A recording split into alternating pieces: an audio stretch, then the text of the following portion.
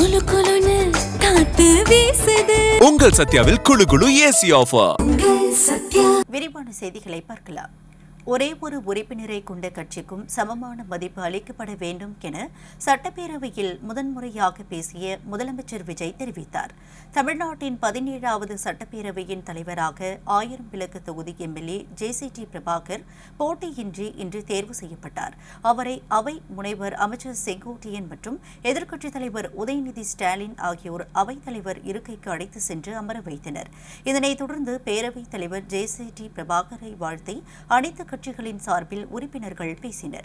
அனைவரும் பேசியதைத் தொடர்ந்து இறுதியாக முதலமைச்சர் விஜய் பேசுகையில், அதிகமான மக்கள் அதிக நன்மைகளை பெறுகிறார்கள் என்ற வகையில் நமது செயல்பாடுகள் அமைய வேண்டும், இங்கே அனைவரும் சமம் என்று தெரிவித்தார். தொடர்ந்து பேசிய அவர், ஒரே ஒரு உறுப்பினரை கொண்ட கட்சிகள் இடம்பெற்றிருப்பவர்களின் கருத்துக்களுக்கும் தாவேக்கு உறுப்பினர்களின் கருத்துக்களுக்கும் சமமாக மதிப்பளிக்கப்பட்டு நன்மைகள் ஏற்கப்பட்டு ஜனநாயகத்தின் இதயமாகவும் மூளையாகவும் இந்த பேரவை செயல்படும் என்று தெரிவித்தார்.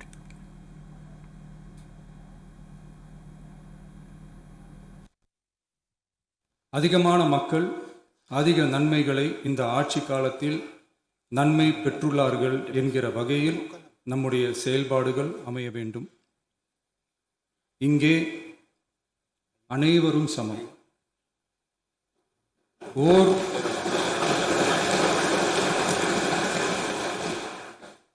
ஓர் உறுப்பினரை கொண்ட கட்சிகள் இங்கே இடம் பெற்றிருந்தாலும் அவர்களுடைய கருத்துகளுக்கும் அதிக எண்ணிக்கை பெற்ற தமிழக வெற்றி கழக உறுப்பினர்கள் தெரிவிக்கும் கருத்துகளுக்கும் சமமாகவே மதிப்பளிக்கப்பட்டு